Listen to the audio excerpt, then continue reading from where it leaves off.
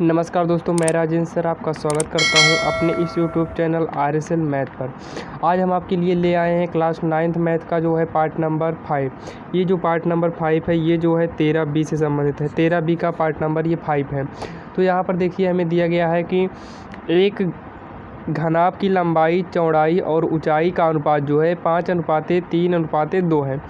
यदि घनाभ का संपूर्ण पृष्ठीय क्षेत्रफल 558 सेंटीमीटर स्क्वायर हो तो उसकी कोरों का माप ज्ञात करना है।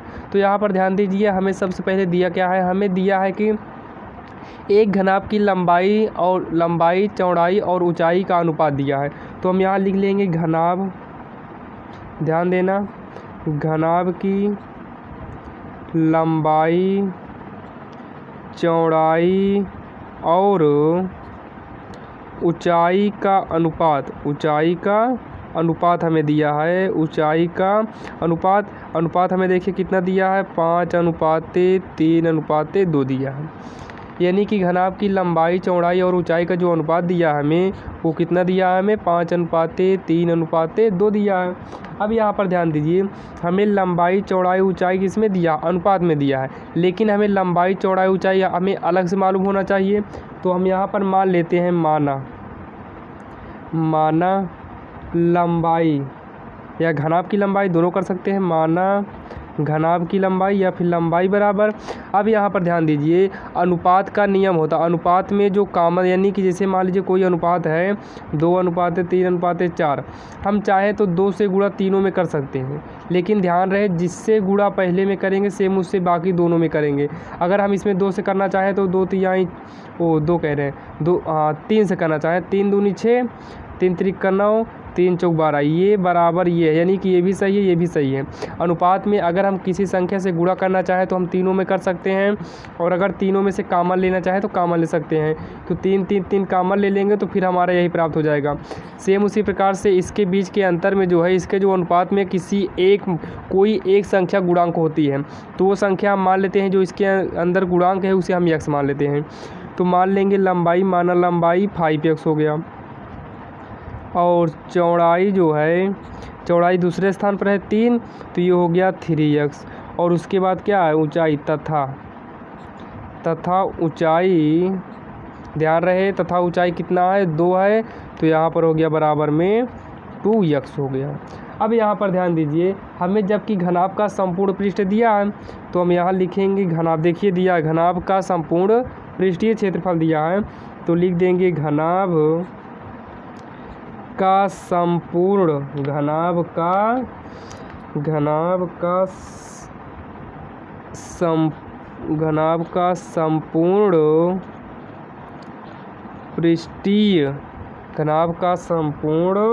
पृष्ठीय क्षेत्रफल बराबर हमें कितना दिया है, 558 सेंटीमीटर स्क्वायर में है।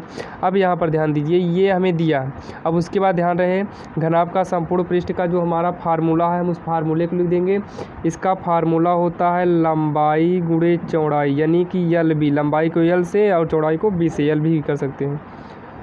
लंबाई चौड़ाई हो गया प्लस, उसके बाद होता है चौड़ाई गुणे ऊंचाई, प्लस उसके बाद होता है ऊंचाई गुणे लंबाई, बराबर में कितना दिया है, 558 सेंटीमीटर स्क्वायर। अगर हम लंबाई को L से दिखाएंगे, चौड़ाई को B से दिखाएंगे और ऊंचाई को S से, तो फार्मूला हो जाएगा LB, BH और HL, ये बराबर हो जाएगा 558 के। दोनों सही है, आप चाहे हिंदी में लिखिए या इंग्लिश में आप उसका प्रतीक लिखिए। अब यहाँ पर देखिए हमें लंबाई, चौड़ाई, ऊंचाई दिया है, यानी कि L बराबर हमें कितना दिया है, 5x इंटू B बराबर हमें दिया है 3x, उसके बाद प्लस है B बराबर 3x, उसके बाद प्लस है H बराबर 2x, वो यहाँ बीच में इंटू है, प्लस, तो यहाँ हो गया 2x इंटू 5x, बराबर में कितना है, 558 सेंटीमीटर स्क्वायर। अब यहाँ पर देखिए पंक्तियाँ गुणा कर देंगे, पंक्तियाँ 15x स्क्वायर, 3 दूनी 6x स्क्वायर, 2 पंचे 10 x स्क्वायर, बराबर हो गया 558 सेंटीमीटर स्क्वायर। तो 15, 10, 25, 25 में 6 जोड़ेंगे, 25, 6, 31 यक्स स्क्वायर बराबर हो गया 558 ये सेंटीमीटर स्क्वायर में है। तो यहाँ यक्स स्क्वायर बचा लेंगे 558 ये इंटू में है, बच चला जाएगा बटे में, ये हो गया सेंटीमीटर स्क्वायर। अब यहाँ पर देखिए 31 से जब काट देंगे तो लगभग ये कट जाएगा, 31 करना में 31 नवैया ये कटेगा लगभग 31। देखिए कितनी बार में कट रहा है। यहाँ पर ध्यान दीजिए, यहाँ जो आगे गुणांक होता है यहाँ 2 होता है, 2l ना। अब इसके पहले वाले देखिए सवाल में जो बताए हैं वहाँ पर 2 लगाए हैं, यहाँ पर थोड़ा भूल गए हैं तो यहाँ पर 2 लगा देते हैं। जब यहाँ 2 लगा देंगे तो इंटू में इसके भी 2 हो जाएगा और इसके भी इंटू में 2 हो जाएगा। तो यहाँ पर जो है यहाँ से जो आया है 2 गुणे 31 हो गया। तो यहाँ लगभग ये जो है कट जाएगा पूरा, 31 दूनी 62 से लगभग ये कटेगा 9 बार में। तो ये हो जाएगा सेंटीमीटर स्क्वायर। तो यक्स बराबर हो जाएगा 9 सेंटीमीटर। अब ये यक्स का मान आया, हमें तो ज्ञात क्या करना है, देखिए हमें सवाल में उसकी कोर की माप ज्ञात करना है, कोर की यानी कि लंबाई चौड़ाई और ऊंचाई ज्ञात करना है। अब यहाँ पर लिखेंगे अतः लंबाई, देखिए लंबाई हम इसके पहले कितना माने थे, लंबाई 5x माने थे, 5x। तो यहाँ पर x का मान रखना है, तो लंबाई 5x है, 5 गुणे x बराबर 9 आया है, 9 यहाँ ध्यान दीजिए ये 3 है, तो यहाँ x बराबर कितना आया है, 3 आया है। तो पंक्तियाँ हो गया 15 सेंटीमीटर। अब यहाँ पर देखिए चौड़ाई हम कितना माने थे, 3x माने थे, देखिए ऊपर। अब यहाँ 3 गुणे x के स्थान पे 3 तो हो गया 3 3 का 9 सेंटीमीटर हो गया। अब उसके बाद ऊंचाई हम कितना माने थे, देखिए ऊंचाई हम माने थे देखिए 2x, तो ऊंचाई 2x है, तो यहाँ पर बराबर में 2x 2 गुणे x का मान 3 आया है, तो 2 3 6 सेंटीमीटर स्क्वायर, यानी कि कोर की माप क्या है 15, 9, 6 सेंटीमीटर, यही हो जाएगा आंसर। अब देखते हैं सवाल नंबर अगली क्या है।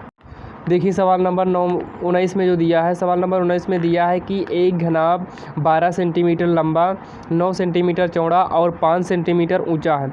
घनाभ का संपूर्ण पृष्ठीय क्षेत्रफल एवं आयतन ज्ञात करना है। ध्यान दीजिए, इसमें हमें एक घनाभ जो है 12 सेंटीमीटर लंबा दिया है, 9 सेंटीमीटर चौड़ा और 5 सेंटीमीटर ऊंचा है। घनाभ का हमें संपूर्ण पृष्ठीय क्षेत्रफल जो है ज्ञात करना है। तो ध्यान दीजिए इसमें कि एक घनाभ का जो है संपूर्ण पृष्ठीय क्षेत्रफल हमें ज्ञात करना है। तो यहाँ पर सबसे पहले देखते हैं कि हमें दिया है क्या है। तो यहाँ पर ध्यान दीजिए, हमें सबसे पहले दिया है एक घनाभ 12 सेंटीमीटर लंबा है, तो यानी कि घनाभ की लंबा है तो क्या है, घनाभ की लंबाई है। तो यहाँ पर लिखेंगे घनाभ की लंबाई, घनाभ की लंबाई कितना दिया है, ध्यान दीजिए 12 सेंटीमीटर। घनाभ की लंबाई कितना है 12 सेंटीमीटर है, और चौड़ाई कितना है, देखिए चौड़ाई, घनाभ की चौड़ाई कितना है 9 सेंटीमीटर, और ऊंचा यानी कि ऊंचाई तथा ऊंचाई बराबर कितना दिया है 5 सेंटीमीटर। अब यहाँ पर देखिए हमें घनाभ की ऊंचाई, लंबाई, चौड़ाई तीनों दिया है। अब उसके बाद देखिए हमें क्या कह रहा है, घन का संपूर्ण पृष्ठीय क्षेत्रफल ज्ञात कीजिए। तो यहाँ पर लिखेंगे घनाभ, सूत्र जो होता है घनाभ का, ये जो है फार्मूला होता है इसका, घनाभ का संपूर्ण पृष्ठीय क्षेत्रफल बराबर, इसका फार्मूला होता है 2 गुणे लंबाई गुणे चौड़ाई। लंबाई को L से दिखाते हैं, चौड़ाई को B से दिखाते हैं और ऊंचाई को H से दिखाते हैं। तो 2 ब्रैकेट में LB, लंबाई गुणे चौड़ाई, चौड़ाई गुणे ऊंचाई, ऊंचाई गुणे लंबाई, ये इसका फार्मूला होता है। 2 ब्रैकेट में लंबाई कितना है 12 गुणे 9 प्लस B 9 है, 9 गुणे 5 तो हो जाएगा 5 गुणे L कितना है 12। अब यहाँ देखिए 2 बरनवैया 108, 9 पचे 45, 12 पंचे 60।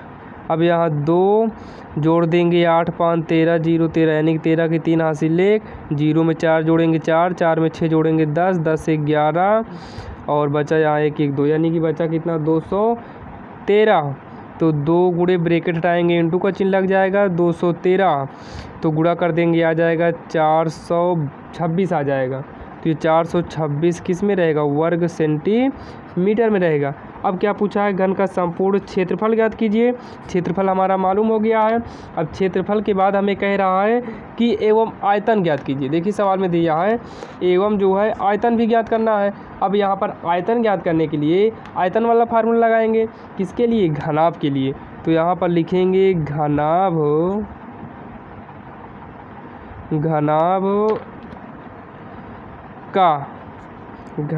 का आयतन बराबर, इसका फार्मूला होता है लंबाई गुणे चौड़ाई गुणे ऊंचाई। तो लंबाई देखिए हमें कितना दिया है 12 9 5, तो लंबाई 12, चौड़ाई 9, ऊंचाई 5, 12 5 देखिए 12 5 60, 60 नवैया हो जाएगा 540। आयतन हमेशा किसमें होता है, घन सेंटीमीटर या फिर घन मीटर में। सवाल में सेंटीमीटर दिया है तो सेंटीमीटर, यही इसका आंसर हो गया। ये आंसर और ये आंसर, यही आंसर हो गया। अब देखते हैं कि अगली सवाल क्या है। अब देखिए सवाल नंबर 20 में हमें क्या दिया है। सवाल नंबर 20 में हमें दिया है 6 मीटर भुजा के वर्गाकार फर्श के कमरे में 180 घन मीटर हवा है। कमरे की ऊंचाई ज्ञात कीजिए। अब यहाँ पर ध्यान दीजिए, हमें दिया है 6 मीटर भुजा वाले यानी कि वर्गाकार दिया है, तो वर्ग का जो फार्मूला होता है वो कुछ दूसरा होता है। तो यहाँ पर ध्यान दीजिए, हमें जो दिया है पहले लिख लेते हैं। हमें पहले दिया है वर्गाकार फर्श की भुजा। हमें क्या दिया है, वर्गाकार, यानी कि जो ये फर्श की जो हमें भुजा, ये भुजा दिया है, ये वर्गाकार किसकी है, फर्श की भुजा है। तो वर्गाकार फर्श की भुजा बराबर हमें कितना दिया है, 6 मीटर दिया। तो हो गया 6 मीटर हो गया। उसके बाद हमें क्या कह रहा है, ध्यान दीजिए कि हमें इतना घन मीटर की हवा है, यानी कमरे में इतना घन मीटर हवा। तो सबसे पहले हम ये देख लेते हैं कि आखिर देखिए वर्गाकार, मान लीजिए वर्गाकार कोई घर बनाना है, तो अगर ये 6 सेंटीमीटर है तो ये भी 6 सेंटीमीटर, यानी कि चारों कोण जो है बराबर होना चाहिए। ये 6 सेंटीमीटर है तो ये भी 6 सेंटीमीटर होना चाहिए, और जब ये 6 सेंटीमीटर है तो ये भी होगा, और ये यानी कि चारों क्या होंगे, बराबर होंगे। यानी कि चारों भुजा बराबर है। तो यहाँ पर एक फर्श की भुजा दिया है 6, वर्गाकार में 4 होगा। तो अब देखिए वर्गाकार कमरे का क्षेत्रफल ज्ञात कर लेंगे। तो हो जाएगा वर्गाकार कमरे का क्षेत्रफल बराबर वो क्या हो जाएगा, भुजा स्क्वायर। इसका फार्मूला क्या होता है, भुजा स्क्वायर। क्यों भुजा स्क्वायर होता है, क्योंकि इसमें 4 भुजा है। देखिए 1 2 3 4 है, तो 4 भुजा निकालने के लिए क्या होगा, भुजा स्क्वायर। यहाँ पर देखिए, यहाँ पर भुजा स्क्वायर 6 का वर्ग हो जाएगा, 6 का वर्ग यानी कि 6 गुणे 6, ये हो जाएगा 6 6 36 हो गया। अब यहाँ ध्यान दीजिए 36 आ गया है, ये आएगा वर्ग मीटर में, ये हो गया वर्ग मीटर हो गया। अब उसके बाद ध्यान दीजिए हमें ज्ञात क्या करना है, हमें तो ज्ञात करना, ऊंचाई ज्ञात करना है। इतना घन मीटर हवा है, तो ध्यान दीजिए इसके बाद हम क्या करेंगे, लिखेंगे वर्गाकार घन किस में आता है, आयतन में आता है। तो वर्गाकार कमरे में हवा का आयतन, ये आयतन कितना है हवा का, 180 घन मीटर। अब ध्यान से देखना, आप लोग ध्यान से देखिए, यहाँ पर हमें जो है हवा का आयतन कितना मालूम है, 180 मालूम है। ये जो आयतन होता है, ये आयतन अक्सर हम किस में लिखते हैं, लंबाई चौड़ाई गुणे ऊंचाई में। इतना करते हैं कि नहीं, बराबर 180 घन मीटर है ये। अब ध्यान देना, अगर 2 को निकाल दें, अगर हमें क्षेत्रफल बराबर क्या होता है, क्षेत्रफल का फार्मूला होता है लंबाई गुणे चौड़ाई।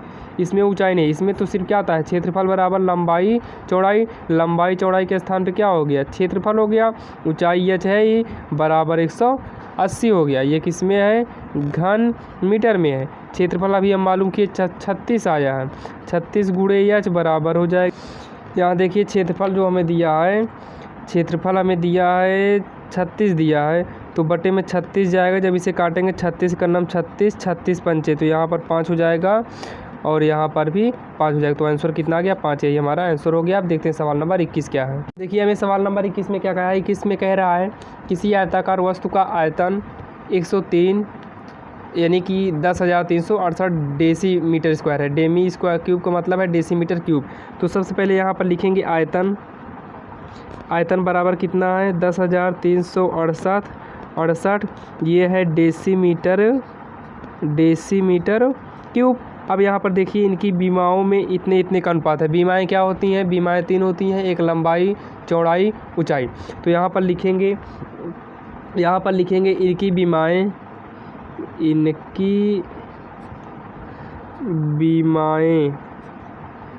3:2:1 के अनुपात में है। इसी अनुपात में है तो 1 के अनुपात में है। अब अनुपात में है तो हम यहाँ से लंबाई निकाल लेते हैं। लंबाई L बराबर 3x, चौड़ाई B बराबर 2x और ऊंचाई H बराबर 1x। 1 लिखा नहीं जाता, x अकेले हो जाएगा। 1 आगे लिख देंगे, लिख भी सकते हैं, 1 हटा भी सकते हैं।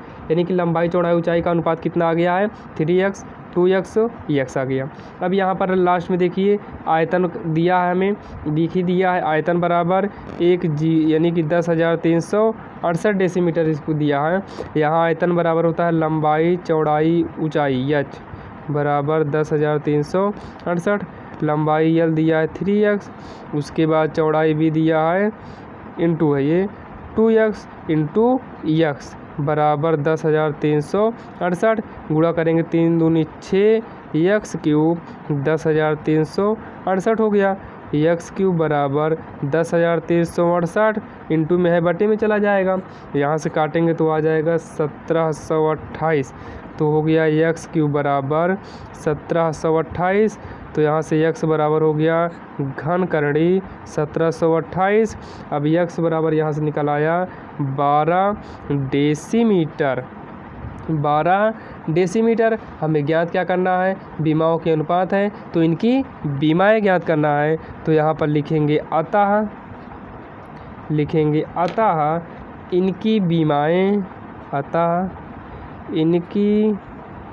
बीमाएँ नंबर 1 बीमाएँ क्या है? लंबाई L बराबर कितना? देखिए L बराबर हम माने हैं 3x है। जब L बराबर 3x है तो 3 गुणे x का मान 12 बर्तियाई 36। उसके बाद b बराबर हो कितना है? b बराबर 2x है। 2 गुणे 12, 12 दूनी 24। और उसके बाद h ऊंचाई बराबर केवल x है तो 12 ये क्या है? 12 रहेगा। या अगर गुणा करना चाहे तो 1 से कर सकते हैं। 1 गुणे 12, 12 का नंबर 12। तो आ गया आंसर 36, 24, 12। इसकी बीमाएँ कितना है? ये 36 है, 24 है, सब किस में है? डेसीमीटर में है। तो ये सब किस में है? डेसीमीटर। यही इसका आंसर हो गया है। अब जो है सवाल नंबर हम 22 जो है इसके अगले पार्ट में लाएंगे। अगर आपने इसके आगे वाला पार्ट नहीं देखा है तो आप जो है देख लीजिए। आपको इसके आगे का वीडियो हम अगले वीडियो में पार्ट नंबर अगले में भेजेंगे। अगर ये पार्ट